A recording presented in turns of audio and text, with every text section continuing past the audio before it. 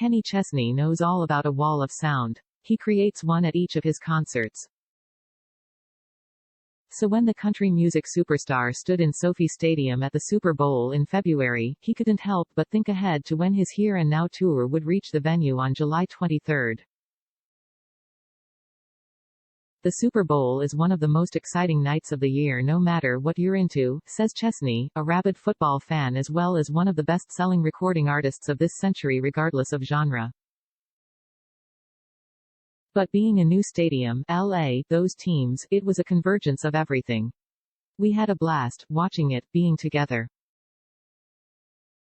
Don't underestimate the power of being together, especially on a big night, and everyone missed that more than they even knew. So, yeah, it was intense in the best way. That's the atmosphere Chesney fully expects when he launches the tour April 23 at Raymond James Stadium in Tampa. His concerts draw full houses at NFL stadia, but because of the COVID-19 pandemic it has been 3 years since most cities have hosted his tour. The ambitious upcoming tour includes 18 plays at 16 NFL stadiums and 2 MLB arenas, plus a bunch of smaller venues. And I think our crowd is going to be just as intense and dynamic in a different version of that same way, he notes of the SoFi stop, though he quite possibly could experience that same atmosphere at any of the 39 overall tour locales. We were supposed to be part of the opening set of shows in 2021, which is a great thing to be part of. Then the world stopped. Now we're going to pick that up, and if I know that Southern California crowd who packed the Rose Bowl, it's going to be insane. While Chesney hasn't toured, he's been ultra busy writing and recording music, always with an eye on returning to the road to share it. Canceling 2020 and 2021 concerts was painful for all artists, naturally, and Chesney has insisted that this year's shows will not be limited musically, in their staging and, most importantly, with attendance.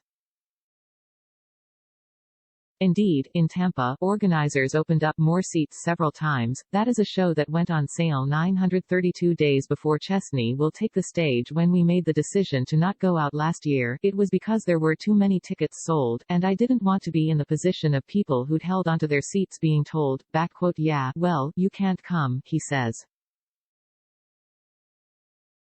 No Shoes Nation is a cohesive place. Part of the fun is how the people who live in these songs come together.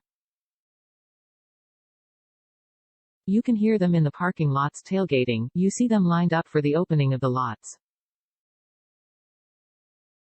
I didn't want to go out until everybody could be a part of it. Not the most we could get in, but every single person who wanted to be there.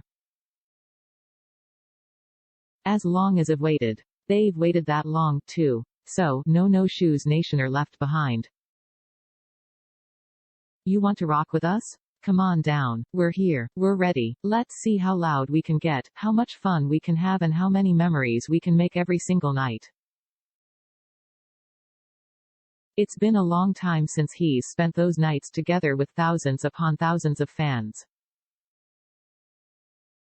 When their voices come together with his, it has the feel of a communal celebration. Yet those concerts also are enlivened by the location. At the end of nearly every song, the explosion of cheers is reminiscent of the noise generated when the home team scores a touchdown. No matter where Chesney touches down, from Florida to Foxborough, from Minneapolis to the Meadowlands, that environment is repeated. But then it wasn't. For 2+ years, you do what you do, explains Chesney, who will be joined by country supergroup Old Dominion, Carly Pearce, and Dan and Shay for much of the tour. When you can't play for the fans, who are really just friends at this point whether we meet or not, that's a lot of why we call them No Shoes Nation. I still turn to music. It was frustrating to not be able to play these new songs for people, and we have a few in the show, but I want that to be a surprise, so putting the set list together was hard. But working up the new songs, and having time to really get the feedback, hear what this album meant to people, it was amazing seeing how strong the response was to songs like "Here and Now."